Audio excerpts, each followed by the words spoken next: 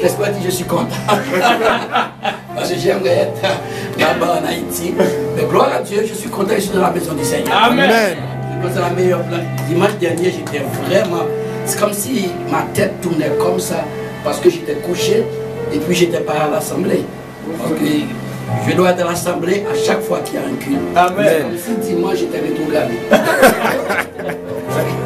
Je faisais des soucis, j'ai dit, Seigneur, non, non, non, je devais être à l'assemblée. Je ne pouvais pas aller dimanche matin, dimanche soir, parce que je suis sorti d'Haïti avec une conjonctivite. C'est pourquoi je ne veux pas que vous m'approchiez trop près, parce que ça c'est très, comment dirais-je, contagieux.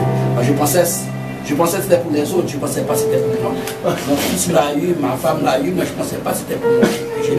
Donc, donc c'est pourquoi je ne voulais pas que vous m'embrassez bien trop près, parce que ça c'est vraiment fatigant, c'est vraiment choquant et c'est dur. Vous voyez, je suis content. Je suis avec vous, je vous aime bien et tout le temps, dans tous les services, quel que soit là où je suis, je pense à vous. Amen. Pendant qu'on chante des chants d'église, j'ai enseigné ça là-bas aussi, on chante ça aussi. Donc je remercie le Seigneur. Le pasteur Kaouzi m'a donné l'opportunité pour être avec vous ce matin. Gloire à Dieu, nous allons faire tout ce que nous pouvons pour enseigner la parole de Dieu. Amen. Parce que je crois que c'est la meilleure chose pour nous quand nous enseignons la parole de Dieu. Amen. Quand nous écoutons les autres enseigner la parole de Dieu. Amen. Parce que c'est la seule manière de nourrir notre âme, de garder notre espérance en vie, c'est dans la parole de Dieu. Amen. Gloire à Dieu. Vous pouvez vous asseoir. Gloire à Dieu. Et je sais que, spécialement ici, je dois essayer d'aller très vite et faire ce que je veux. Le temps est très limité. En tout cas, je remercie le Seigneur. Comme le pasteur Kaouzi avait dit, cette année, le Seigneur nous a bénis. C'est vrai, c'est vrai. Le Seigneur nous a bénis, spécialement moi, parce que ça fait près de 14 ou 15 ans, je crois, je suis en Haïti pour l'œuvre missionnaire. Et depuis à ma sortie ici, ce que le Seigneur avait mis sur mon cœur, c'est avoir l'œuvre caribéenne dans la Caraïbe. Et bon, c'est pourquoi l'Assemblée s'appelait, la mission s'appelait l'Assemblée Mission Apostolique Caribéenne. Mais j'ai travaillé, j'avais toujours ça sur mon cœur. Mais c'était pas encore le temps pour que l'œuvre soit caribéenne.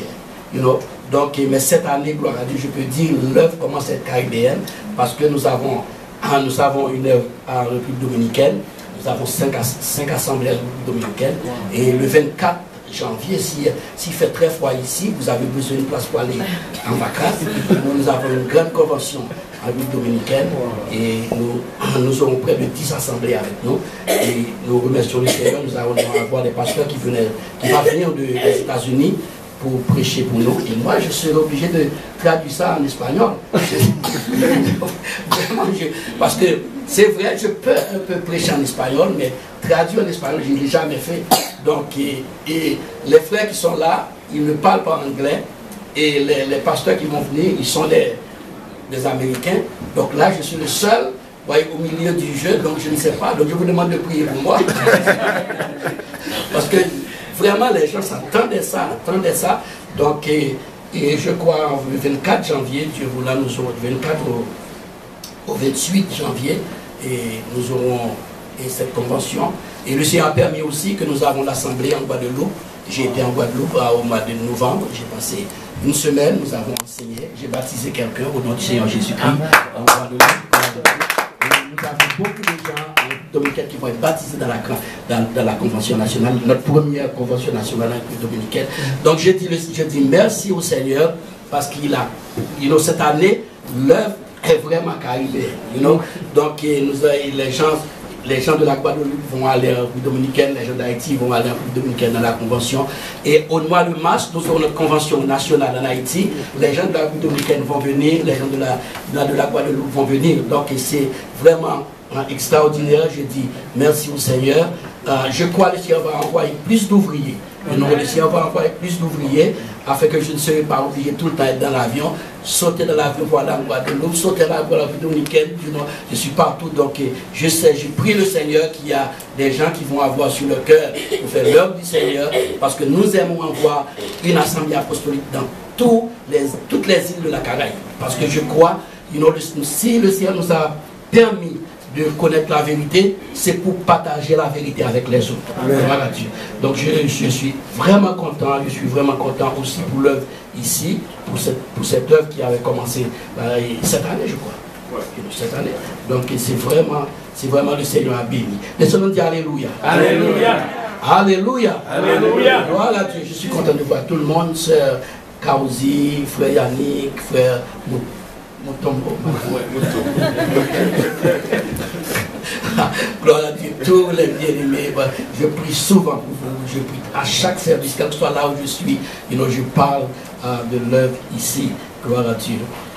Laissez-nous aller dans la parole de Dieu parce que comme j'ai dit, le temps nous presse. Le temps nous presse du tout. Le temps nous presse. Mais si j'ai pas, je sais que je ne vais pas terminer, mais quand même je vais continuer. À quoi ça. Amen. Laissez-nous dire Alléluia. Laissez-nous dire Alléluia. Alléluia. Alléluia. Alléluia. Alléluia. Laissez-nous aller dans la parole d'Exode 14. Si vous voulez vous mettre debout, nous allons lire la parole.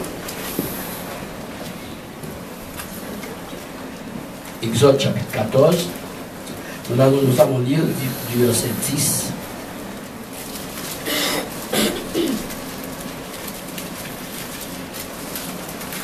J'aimerais que quelqu'un lit pour moi parce que avec mes yeux, verset 10 ou verset 14. Les enfants d'Israël levèrent les yeux, et voici les Égyptiens étaient en marche derrière eux. Les enfants d'Israël eurent une grande frayeur et crièrent à l'Éternel, dirent à Moïse, n'y avait-il pas des sépulcres en Égypte, sans qu'il fût besoin de nous mener mourir au désert? Que nous as-tu fait en nous faisant sortir d'Égypte? N'est-ce pas là ce que nous te disions en Égypte? Laisse-nous servir les Égyptiens, car nous aimions mieux servir les Égyptiens que de mourir au désert. Moïse répondit au peuple, ne craignez rien, restez en place et regardez la délivrance que l'Éternel va vous accorder en ce jour. Car les Égyptiens que vous voyez aujourd'hui, vous ne les verrez plus jamais. L'Éternel combattra pour vous et vous gardez le silence. Et on dit Alléluia. Alléluia. Alléluia. Alléluia. Quand vous lisez ce chapitre, l'histoire de la traversée de la mer Rouge, et la Bible enseigne que les Égyptiens étaient après les Israélites. Parce que quand Pharaon a laissé partir les Égyptiens, après il a réalisé, qu'est-ce que j'ai fait comme ça?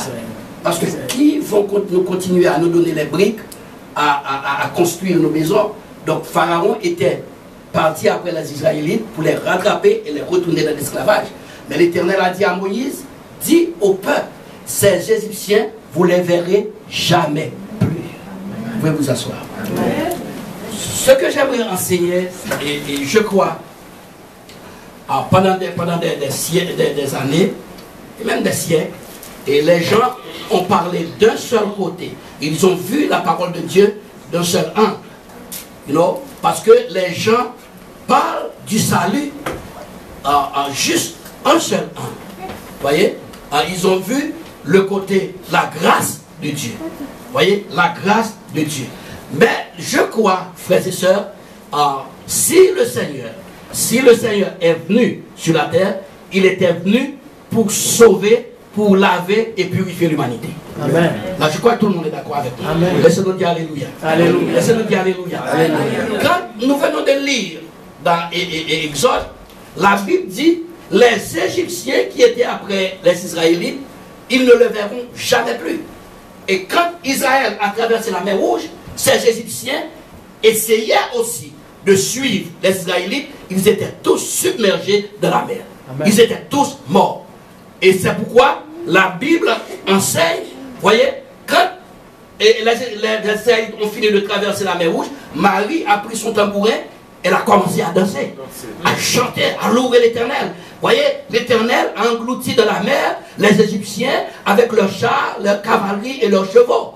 Gloire à Dieu. Ils étaient sauvés de l'Égypte. Ils étaient sauvés de l'Égypte. L'Égypte voulait les rattraper, pour les ramener encore dans l'esclavage. Mais le Seigneur, par sa grâce, il les a sauvés. Amen. Mais le problème, pasteur Kauzi, c'est ce qui arrive à l'église aujourd'hui. Nous ne trompons pas dans toute la parole de Dieu pour comprendre ce salut. Aujourd'hui, tout le monde parle du salut, tout le monde est sauvé. Vous ne pouvez pas enseigner les gens, voyez la parole de Dieu, ils ne vont pas vous écouter, parce qu'ils sont sauvés. Les catholiques sont sauvés, les adventistes sont sauvés, les témoins de Jéhovah sont sauvés, tout le monde est sauvé. Mais nous ne pouvons pas être sauvés d'une manière différente de la Bible, frères et sœurs. C'est comme si les gens, ils ont un permis de conduire, tout le monde veut conduire comme ils veulent. Non, il y a une règle, il y a une ligne. Quand vous avez le permis de conduire, vous n'êtes pas encore chauffeur. Il vous dit vous serez un chauffeur si vous suivez la règle. C'est la même chose. Quand vous avez traversé l'Égypte, vous êtes sauvé, oui. Mais vous êtes sauvé de qui? De quoi? Des Égyptiens. Vous êtes sauvé des Égyptiens. Vous êtes sauvé du monde. Regardez. Quand vous lisez la parole de Dieu, dans Matthieu 10, et vous prenez ces deux versets, vous allez voir, c'est comme si, écoutez, c'est vrai, il y a une contradiction dans la Bible, mais il n'y a pas de contradiction dans la Bible, frères et sœurs. La Bible n'est pas un livre contradictoire, comme les gens veulent le faire croire. J'aimerais que quelqu'un lit Ephésiens 2, 8, et une autre personne lit Matthieu 10, 22. Ephésiens 2. Quelqu'un lit pour moi Ephésiens 2, 8. Car c'est par la grâce que vous êtes sauvés. Car c'est par la grâce que vous êtes sauvés. Continue ça. Par le moyen de la foi. Par le moyen de la foi. Et cela ne vient pas de Et cela ne vient pas de vous. C'est le don de Dieu. C'est le don de Dieu. Vous êtes sauvés de l'Égypte par le moyen de la foi. Cela ne vient pas de vous. Laissez-moi aller dans Matthieu 10, 22. Matthieu 10, 22. Vous serez haïs. Vous serez haïs de tous. De tous. À cause de mon nom. À cause de mon nom. Mais celui qui persévérerait. Celui qui persévérerait jusqu'à la fin sera sauvé. C'est comme si, quand vous regardez ces deux versets, ce sont deux versets contradictoires. Vous êtes... Écoutez. Ouais. Non mais nous devons être honnêtes, frères et sœurs. La Bible dit que je suis sauvé par la foi. Cela ne vient pas de moi, c'est un don de Dieu, pas ça? Oui, c'est vrai. Mais là il me dit encore, hey, je dois persévérer jusqu'à la fin pour qu'il y ait un salut futur. Il y a quelque chose qui ne fonctionne pas quelque part. C'est le problème. J'ai enseigné ça en Guadeloupe, je crois. Et c'est pourquoi j'ai dit, je vais continuer à l'enseigner. Parce que j'enseigne ça en Guadeloupe, il y a des gens qui sont fâchés. Il y a des gens qui étaient avec nous qui sont partis. Oui, parce qu'ils sont sauvés. Ils sont sauvés. Il dit, je suis sauvé par grâce. Je suis sauvé par la foi. Cela ne vient pas de moi, c'est un don de Dieu. C'est ce que les gens disent. Mais je dis, qu'est-ce que vous faites avec Matthieu 10, 22? Vous êtes sauvés par